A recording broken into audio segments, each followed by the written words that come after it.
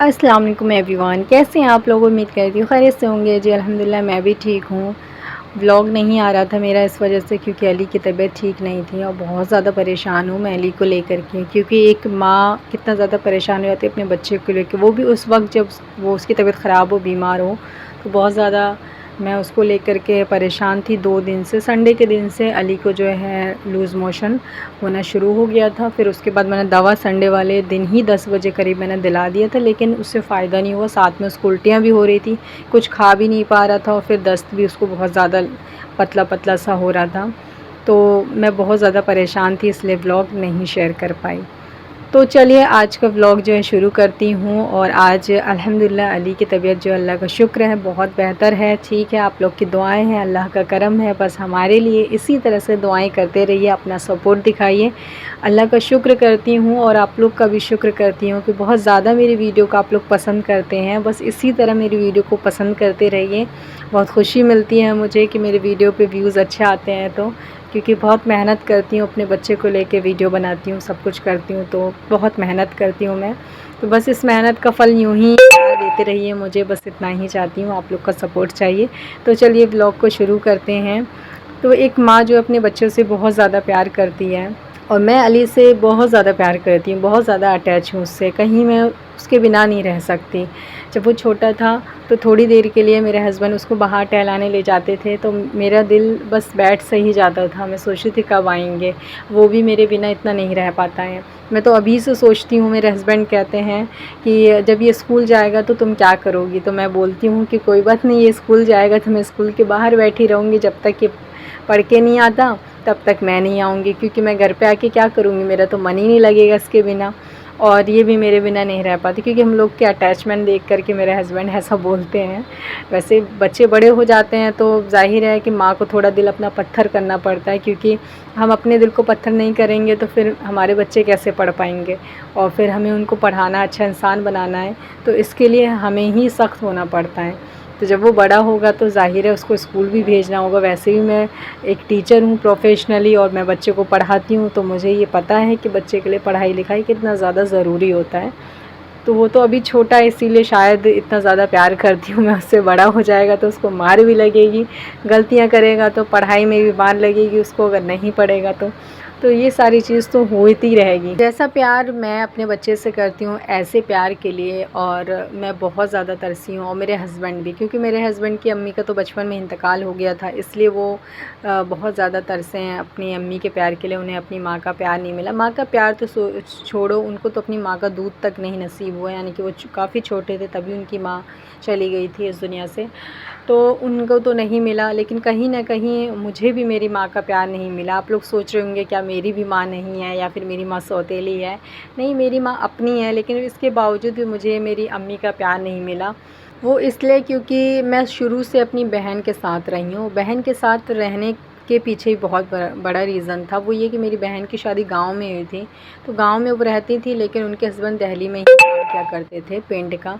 लेकिन क्या हुआ कि उनके हस्बैंड जो है जब गांव में मतलब कम रहते थे और दिल्ली में ज़्यादा रहते थे और बहुत कम गांव जाया करते थे। फिर उनकी जो मतलब सास है मेरे बहन की, उन्होंने ताना देना शुरू कर दिया कि तुम यहाँ मत रहो, जब तुम्हारा हस्बैंड बाहर रहता है तुम भी वहाँ चली जाओ, ये सब वगैरह बहुत कुछ कहा। तो मेरे जो जीजू थे उनको जो है शुरू में मेरी बहन को ला के रखना दिल्ली में पॉसिबल नहीं था, उनकी कमाई इतनी नहीं थी। फिर दिल्ली में रेंट वगैरह सब कुछ बहुत ज़्यादा महंगा होता है, तो उन्होंने जो है अलीगढ़ में शिफ्ट करवाया मेरी बहन को मेरी अम्मी के पास। तो शुरू में तो मेरी बहन जो है 1 साल तक अम्मी के पास रही, क्योंकि उसकी डिलीवरी होने वाली थी, यानी कि जब वो गांव से आई थी तब वो 2 या 3 महीने की प्रेग्नेंट थी। फिर पूरे 9 महीने तक रही, फिर डिलीवरी हुई उसकी।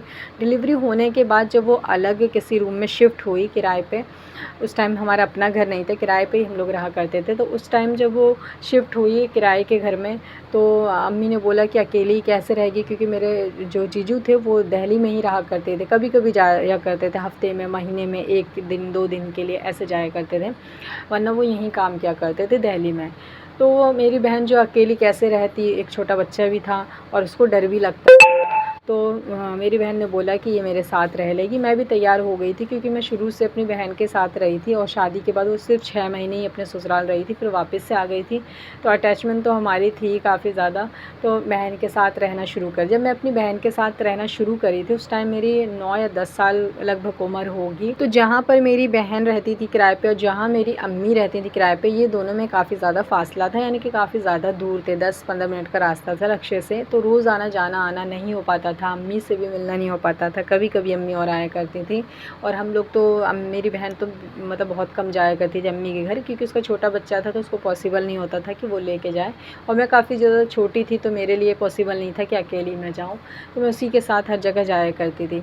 तो जब से लेकर के जब मेरी शादी हुई है 21 साल की उम्र में, जो 8-9 साल की उम्र से 21 साल तक मैं अपनी बहन के साथ ही रही हूँ और उसी के साथ ही हर चीज़ मैंने किया है। और यहाँ तक कि अपनी शादी से पहले मैं कभी मार्केट नहीं गई, अभी तक मुझे मार्केटिंग करने नहीं आता है, ना मैं कपड़े ख़रीद पाती हूँ, ना मैं सब्ज़ी ले पाती हूँ। और मेरे हस्बैंड बोलते भी हैं कि इसको कुछ सिखाओ, क्योंकि आज तक मैंने ये चीज़ें नहीं करी थी। मेरे लिए ईद के कपड़े भी मेरी बहन लेकर के आया करती थी, वही मुझे कपड़े दिलाया करती थी। मेरे जूते टूट जाया करते थे, चप्पल टूट जाते थे, सैंडल, तो मैं कभी अपनी बहन से मांगती नहीं थी, क्योंकि मुझे लगता था, क्योंकि कोई हक़ नहीं होता है बहन से मांगने का। लेकिन मेरी बहन जब भी मुझे देखती थी कि मैं टूटी हुई सैंडल को पिन लगा करके कोचिंग जा रही हूँ पढ़ने, तो मुझसे बोलती थी टूटी हुई सैंडल पिन लगा के कोचिंग जाएगी, वहाँ और बच्चे देखेंगे तो क्या सोचेंगे। तो वो बिना बताए मेरे लिए सैंडल ले आती थी, ईद के कपड़े बना के देती थी, हर चीज़ उसने मेरे लिए किया है, बहुत किया है उसने मेरे लिए। माँ बाप हमारे लिए इसलिए करते हैं क्योंकि माँ बाप के तो हम औलाद होते हैं, तो ज़ाहिर है उसने पैदा किया होता है तो उन्हें करना ही पड़ता है, चाहे मजबूरी में या खुशी से करें। लेकिन बहन या कोई और आपका इतना करता है तो उसका शुक्रगुज़ार हमेशा करना चाहिए, क्योंकि माँ बाप पे तो फ़र्ज़ है इसलिए वो कर रहे हैं, लेकिन दूसरों पे फ़र्ज़ नहीं होता है। लेकिन मेरी बहन ने बहुत किया है मेरे लिए, आज भी मैं उसके लिए दुआ करती हूँ कि वो खुश रहे और अपनी ज़िंदगी में खुश रहे और आगे बढ़े और तरक्की करे और खूब कामयाब हो। मेरी बहन से इतनी मतलब अटैचमेंट है हम दोनों की कि मैं अपनी अम्मी से एक हफ़्ते बात नहीं कर पाती हूँ, नहीं हो पाती, क्योंकि अब्बू घर में नहीं होते हैं तो नहीं हो पाती है बात। लेकिन मेरी बहन से मैं 1 हफ़्ते बात किए बिना नहीं रह सकती, मैं रोज़ डेली उसको कॉल करती हूँ। जो मुझे छोटी-सी परेशानी या बड़ी होती है तो मैं अपनी बहन से शेयर करती हूँ, अपनी अम्मी से नहीं, क्योंकि अम्मी से ज़्यादा मैं करीब अपनी बहन की हूँ। तो मेरी अम्मी हैं माशाल्लाह, अभी भी ज़िंदा हैं, अल्लाह पाक उनकी लंबी उम्र करे। लेकिन मैं माँ के पास नहीं रही हूँ, इसलिए माँ का प्यार मुझे उतना नहीं मिला है जितना और भाई बहन को मिला है। लेकिन मुझे मेरी बहन का प्यार मिला है, जो कि माँ के प्यार से भी मुझे बड़ा लगता है, क्योंकि माँ बाप तो फ़र्ज़ होते हैं इसलिए फ़र्ज़ अदा करते हैं। लेकिन मेरी बहन ने तो बिना किसी मतलब बिना किसी लालच के ही मुझसे प्यार किया, सब कुछ दिया मुझे। तो इसके लिए मैं तहे दिल से उसका शुक्रिया करती हूँ और उसके लिए दुआ करती हूँ हमेशा वो खुश रहे। तो बस आज के इस व्लॉग में इतना ही। आई होप कि आपको हमारा व्लॉग अच्छा लगा होगा। जल्दी मिलती हूँ एक और अच्छी वीडियो के साथ, जब तक के लिए अल्लाह हाफ़िज़, अपना ख़याल रखिए।